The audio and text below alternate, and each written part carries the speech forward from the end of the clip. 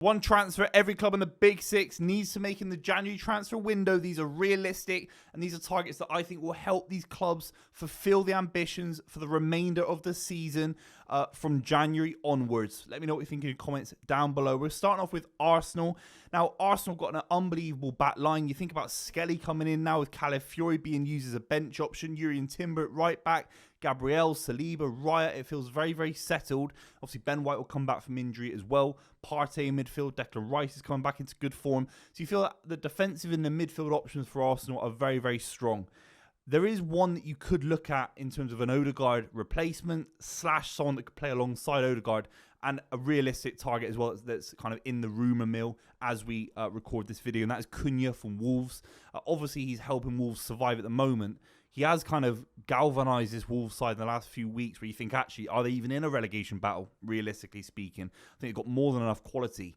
I think if Arsenal really, really wanted Cunha for 70, 80 million pounds, I think Wolves would absolutely sell. You're seeing form from Larson. You're seeing form from Hwang. They were fantastic against Spurs the other night as well. So it is a realistic target. Cunha could play alongside Odegaard against the kind of sides where Arsenal struggle to break them down. Think about Everton, for example. You think about maybe Fulham, West Ham in the last couple of seasons. Cunha and Odegaard with a defensive midfielder alongside them like Partey, like Declan Rice. And suddenly that is far more ambitious, far more creative, and it probably gets a lot more goals from midfield than Arsenal currently score, because I think they do lack that. I don't think Odegaard gets nearly enough goals. I know he's been injured, nor did Declan Rice. But the one I'm going to pick has to be Isak. Arsenal are a big club. Isak reminds me of Thierry Henry, Nicolas Anelka, Sylvain Wiltord. These silky, fast strikers that can play anywhere across the front three. I don't want to get into this debate, is Isak a left winger or a forward, a striker? You play him as a striker, but you can operate on that left, pick up the ball on the left and cut in, just like Thierry Henry. And 11 goals in the Premier League has been stellar this season. You feel that if Newcastle United are lingering just outside the Champions League places, maybe there's a couple of sides in between them and that kind of top 4, top 5, then maybe if they're out of the cup competitions as well, maybe a bid at the end of January from Arsenal for 90 to 100 million pounds could seal a move. It could be that kind of move where the players are really keen to move as well. It's hard in January to get kind of value for money. But if Arsenal are as ambitious, I think they deserve to be. It is actually gone in the summer. It's not a January transfer. But if the money was there, 90 million pounds, I think Newcastle would look at it, seriously speaking. I really do. He's got a long contract till 2028, but I think they have to be looking at it in a serious way. Let me know what you think in the comments down below. Don't get Marcus Rashford. Manchester United, there's a couple here. Verbruggen, he's been fantastic for Brighton. 22 years old. He's got this kind of long, languid kind of body composition that could be, he feels like he can fill out the sticks at Old Trafford. He's a big keeper. For me, I look at Onana, obviously very athletic and a great shot stopper on his day, but makes so many mistakes, and it feels like Onana could be out of the door in the summer, in my opinion.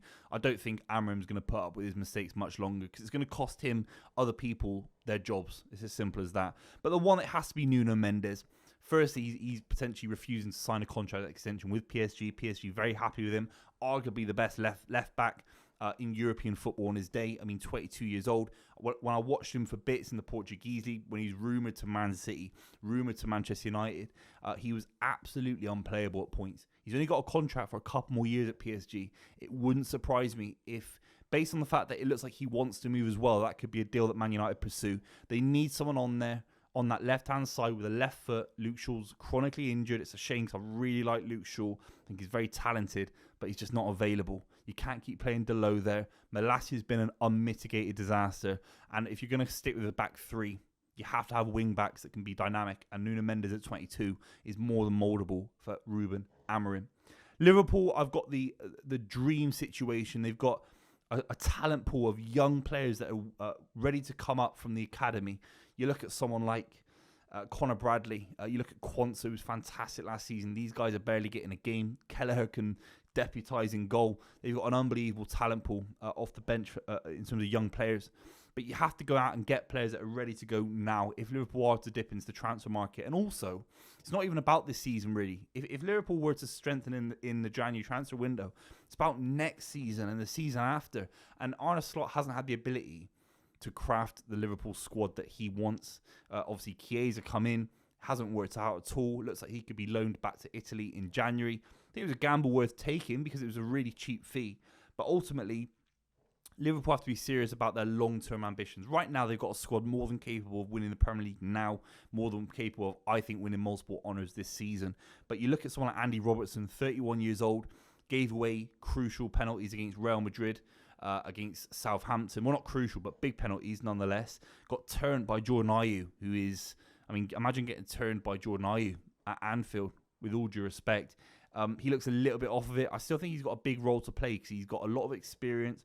I don't think he's been that bad. I really don't. But even I watched him against West Ham and a couple of heavy touches as well.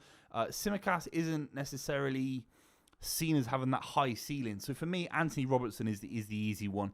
I think the American connection with the American owners might be a little thing as well. You never know.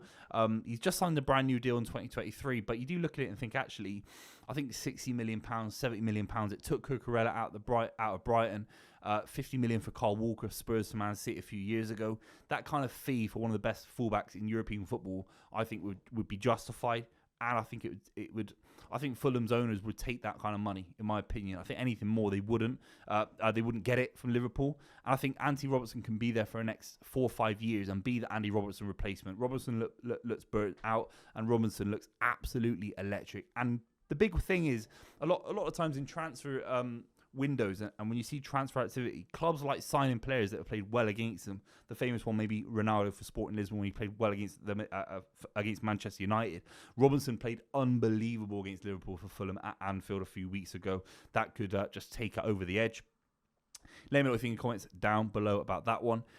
Manchester City, I mean, Man City really should be signing about 7 players and trying to spend £400 million. Do you know what I mean? There's a massive rebuild needed. It's not all going to be happening in January. But City really, for the amount of money that the club have been willing to spend in previous seasons, to not spend basically anything in January since Laporte came in, which is 27-18, is unbelievable, really. It says a lot about, I think, the aims of the ownership, to not outstretch and not to spend hundreds of millions and try and get away from the bad PR of the Robinho transfer, the Kaká transfer, John Terry transfer.